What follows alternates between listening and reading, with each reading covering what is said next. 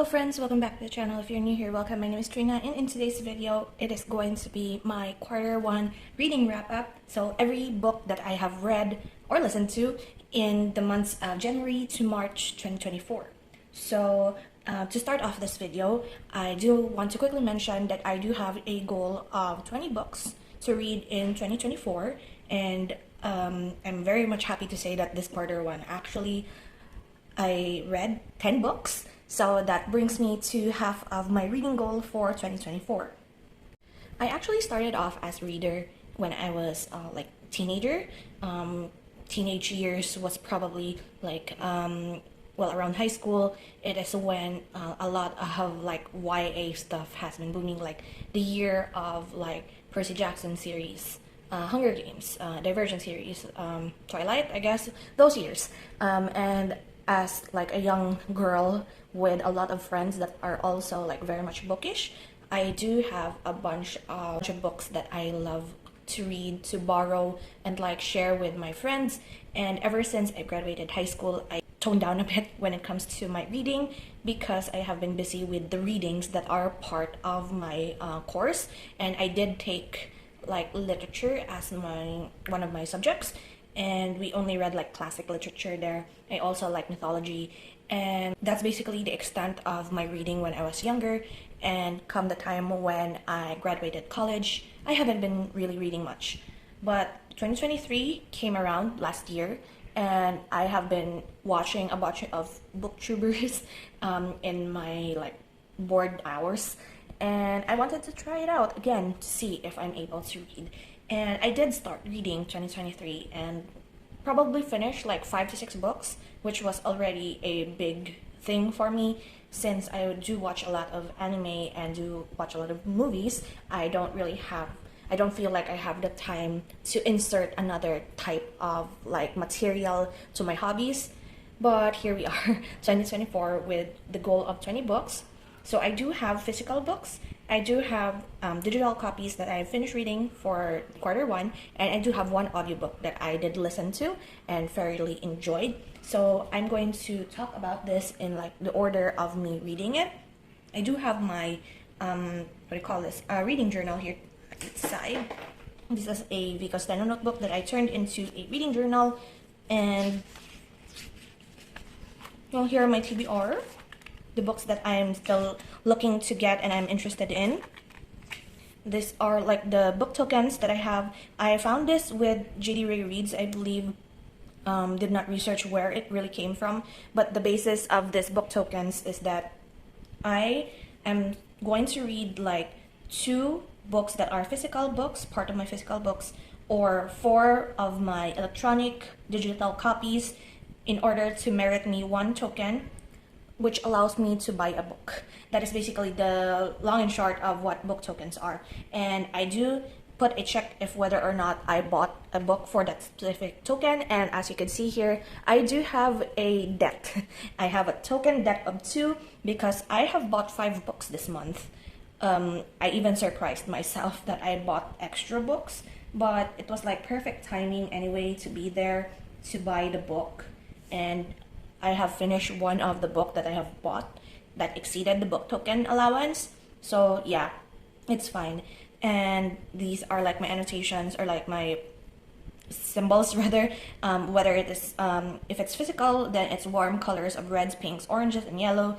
If it's cool color, it's blue, green, purple. That is ebooks or digital copies. And black heart, which I just draw in, are audiobooks. So far I have 10 here, which refers to the 10 books that I'm going to be showing you in a bit. And these are the books, kind of spoiler, but we'll get into that. So yeah, we shall begin with the very first book that I have finished reading, which is Bunny by Mona Awad. I started it in November of 2023, but didn't really get around much to it until January 3rd, which was like early morning as well when I finished this book, I believe. And I have a digital copy of this, and that's what I've been reading on and off while I'm out and about, like waiting at a clinic. Usually what I do is I do have a physical copy or like a physical book that I read at the office during my break times at work. I have another physical book that I have on my bedside if I want to read like during the evening before bed, and I have a digital copy on my phone that is connected to all my phones and devices if ever I wanted to read something while I wait at a government office or a clinic waiting room, something like that. So Bunny was the first one that I finished for 2024, gave it 4 out of 5 stars. This book I actually knew and heard of from Katie Colson and Books with Lala, and they really love this book. And I am one for like very weird, very strange books, but this book, as I am reading it, I already fixed it in my head that I would want a physical copy of this to probably annotate, because if you read this book and do enjoy the weirdness of it, you would think that you are reading while you are high on drugs. It was enjoyable, yes, but it was very, very weird. So this book follows Samantha, which is the main character in this college of like literature class. She is a writer, I believe, and she is in a slump, I guess, and she joined this class with 5 eccentric girls calling each other Bunny, and they have weird cultish rituals, which I did not know until I started reading. And kind of horrific, kind of gory sometimes, kind of weird, not really kind of weird, very weird, and I enjoyed it until the very end. It leaves more questions than answers, so probably this book really merits a second read through, if I'm being honest. I actually suggested this book to one of my friends, and she also liked it.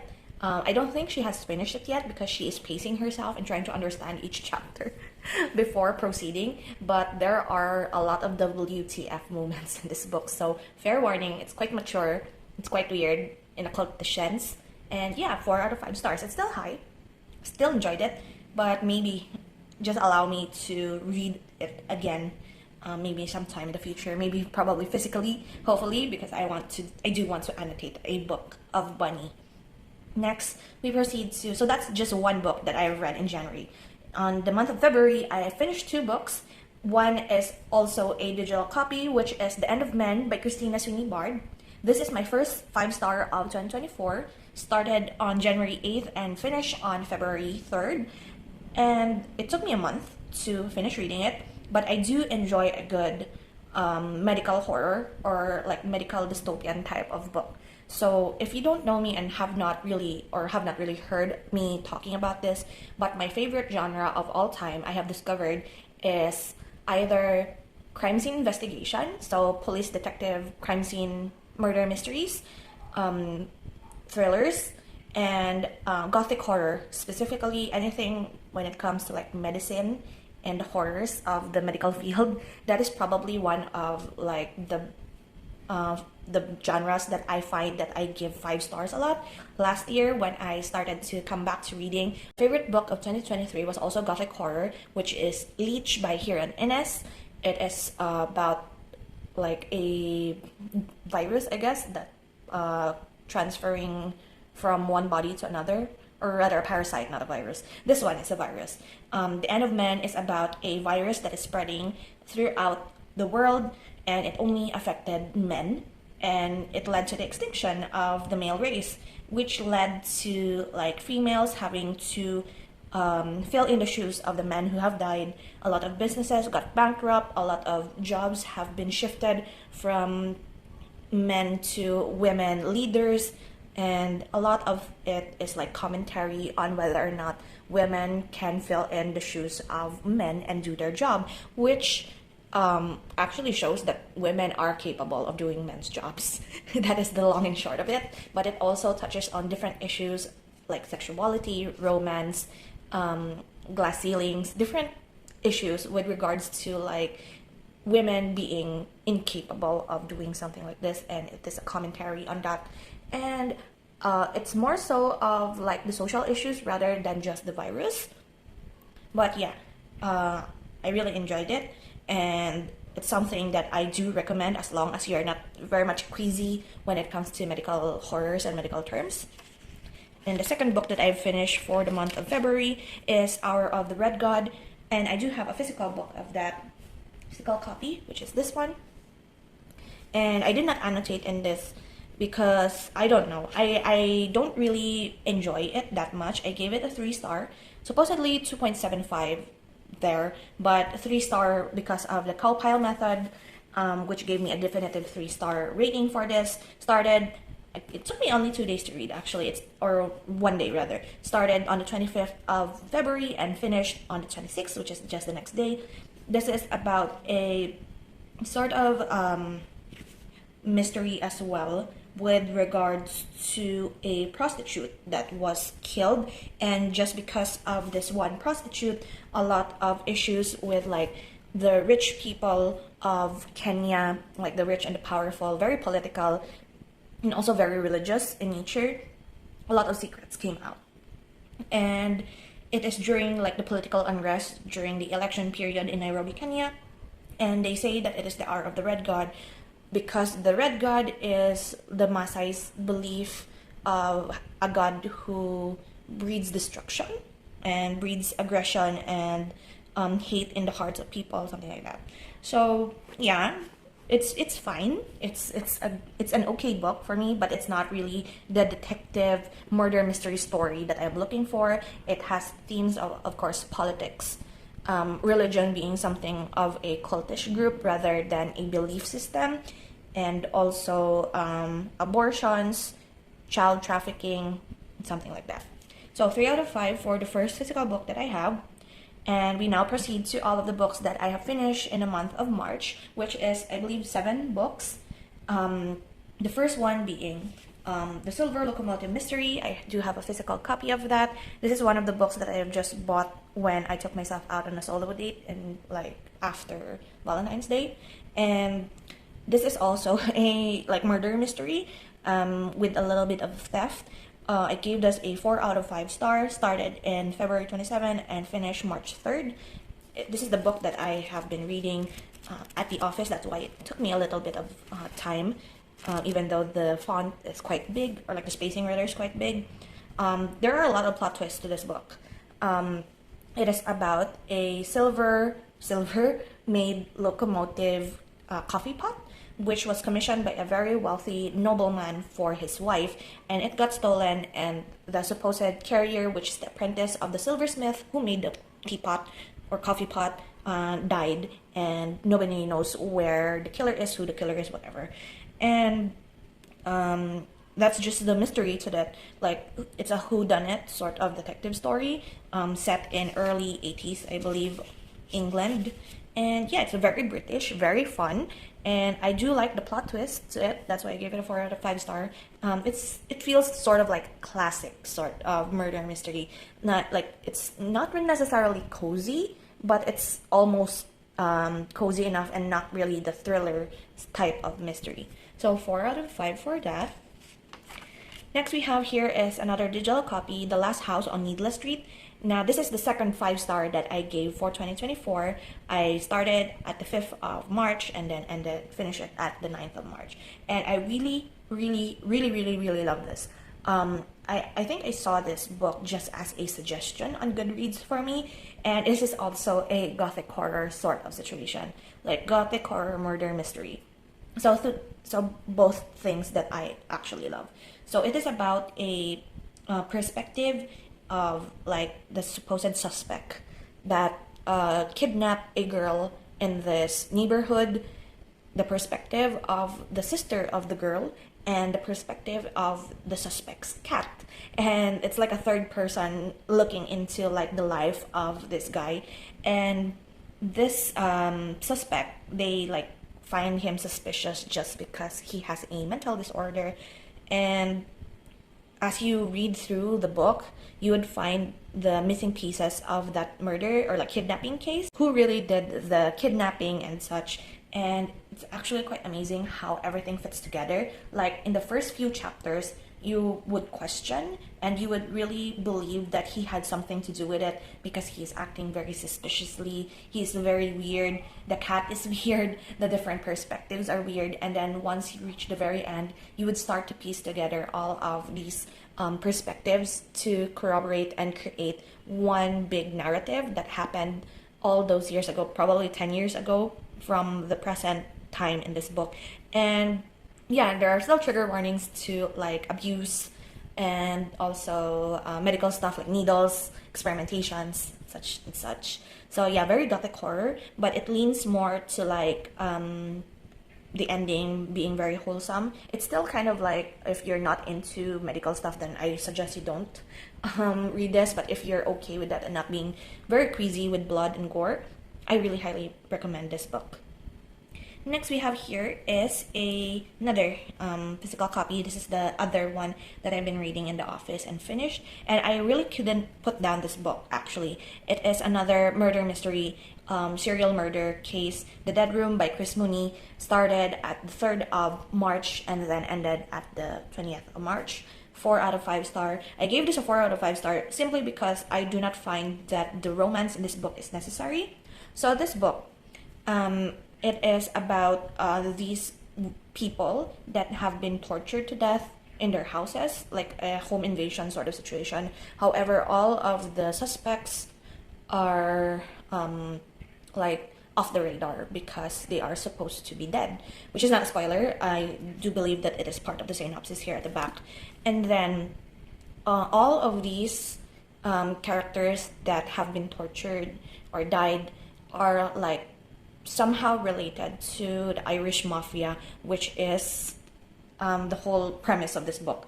The main character, Dr. Darby, is a forensic specialist as well as the head of like the criminal investigation forensics team department, whatever, and she is training to be part of the SWAT team, to carry firearms, such and such, and she's very much good at it. And I don't really think that it was necessary to put in a romance or a love interest for Dr. Darby, just to show that she is also a feminine with a feminine heart and not necessarily a hard robotic sort of person, I guess, who doesn't feel anything and will shoot a gun without mercy to like a suspect or a killer or whatever. And yeah, it really is a book that I couldn't put down because it just, the what do you call this, the cliffhanger for each chapter is just so good. And it took me a while to finish it, but still, it is a good book. 4 out of 5 stars is still good. Just the romance didn't really sit right with me. Like, it wasn't necessary, as I said. But like the, what do you call this, the revenge plot at the end was actually very much satisfying. It's a very satisfying ending, actually. So that's why I gave it a 4 out of 5 star. Next we have here is another digital copy, Tender is the Flesh by Agustina Bastarrica. I gave this another 4 out of 5 star. Started at the 9th, finished it in the 21st. And this book I thought would be like something that I am already desensitized to. This book is about cannibalism, so that's a heavy trigger warning already. It shows of a future wherein animals has contacted this disease wherein it's only affected by animals, and if we consume animals with this virus, it would get us killed and also spread to humans. So they have like made animals go extinct, and they made it a policy to make it ethical to eat human meat. And they have like these processes. So this book takes you to like from the beginning, like from breeding up to when the specialized meat is consumed by the people. And there are 2 parts to this book. The first part being that whole our main character being brought to this process, like the facilities, because he is like the right hand man to the company that produces, like is the head of production for all of these specialized meats. He's the son of the owner and therefore has to inspect all of their facilities and breeding grounds, and that's how we are taken to these different facilities. And in part 2, it's more of his personal life, which is more horrible and more disgusting compared to like the first part, I believe. I don't know why. Because I thought that I was desensitized because I do read a lot of gore, and this book clearly reminds me of Starving Anonymous, the manga, which I read like 2 years ago probably, which is also quite a bit about breeding humans for consumption. So yeah, 4 out of 5 star. Not necessarily a perfect book for me because I find that the first part is kind of a bit boring, but the last part really got to me, and that's how I say that this book is exactly disgusting. And next we have here, second to the last of the physical books that I have, The Poison Artist by Jonathan Moore. I give this a 3 out of 5 star. Should have given it a 2 if I'm perfectly honest, but it's fine. Started in the 21st, finished in the 23rd. It's a very easy read. It's a very easy read for me. The first parts of this, I actually got very bored. Like, this main character of ours, Dr. Caleb, is a toxicologist, and he has this grant, what do you call this? In order to give them funding for their laboratory, they have to produce results. His study with his partner is the study of quantifying pain in order to give like a way or like a scale for like physicians in different hospitals to gauge how painful the person feels, and in order to give them proper medication for what pain level or pain scale that they have. And there's also a serial murder that is happening during this time, and you would think that Dr. Caleb has like nothing to do with the murder mysteries, but ever since he fought with his girlfriend, which is the beginning of the book, we actually don't know what they fought over until the very end. And he went to like this different bars and met up with a very beautiful woman that he began obsessing over, and it went from there, like whether or not this woman actually has a part in the mysteries or like in the murders. And yeah, I actually wanted to read this because I saw this wherein Stephen King, the king of horror himself, said that it was terrifying, and he hadn't read anything so terrifying since Red Dragon, which Red Dragon I like researched, and it turns out to be like Hannibal Lecter, like Silence of the Lambs series. So I thought that it would be terrifying, and it's not terrifying actually. It's creepy, yes, but no, it's not terrifying at all.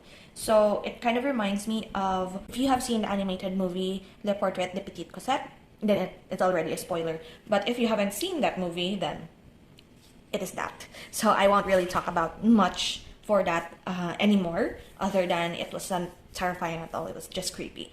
Next we have here is my only audiobook that I have listened to for this quarter of the year, which is Pride and Prejudice by Jane Austen. Started listening to it on the 17th and finished on the 25th. I give it a 4 out of 5 star. Actually a free audio of it on YouTube, and I have discovered the wonderful world of audiobooks on YouTube that are completely free, and I do have a playlist for all of the audiobooks that I've saved.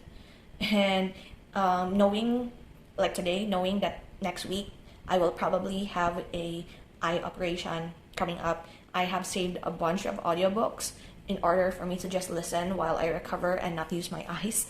So yeah, you will be seeing a bunch more audiobooks probably in the next quarter, but I tried it with Pride and Prejudice first because it's a classic, it's free, it's one of the favorite books that my friend recommended, and I fairly enjoyed it actually. It started off quite like me listening in on the drama of these noble people in old Britain, and it's very funny, it's very entertaining to listen to, like being mindless and listening to like the drama of these different noble women trying to marry off their children, and how dramatic Mrs. Bennet is.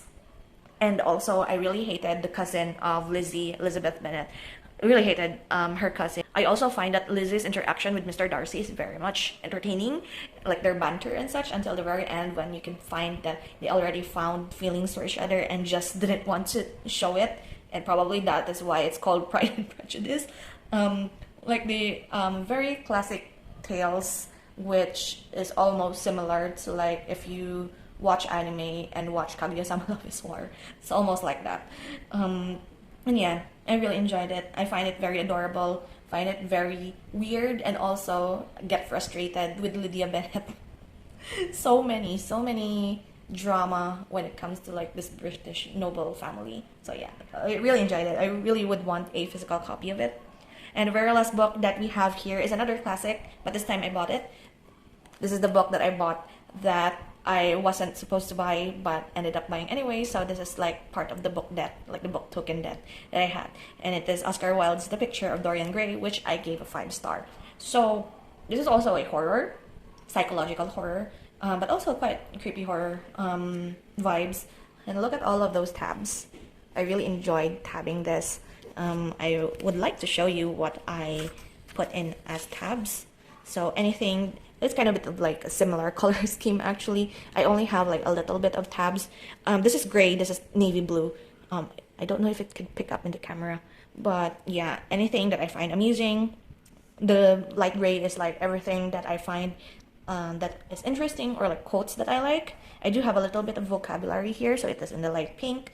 The red is supposed to be like moments wherein interactions between Basil and what do you call this, in Dorian, and also a lot of like cute interactions. I thought they were cute, but then if you know the ending of the story, then well. And then we have here like, this is a lighter greenish gray that I find that it's almost similar to the cover. That's why I chose it. So it is like the turning point, or like the plot twist, if you want. Like, it's very ominous and also very heartbreaking, because this book is quite heartbreaking.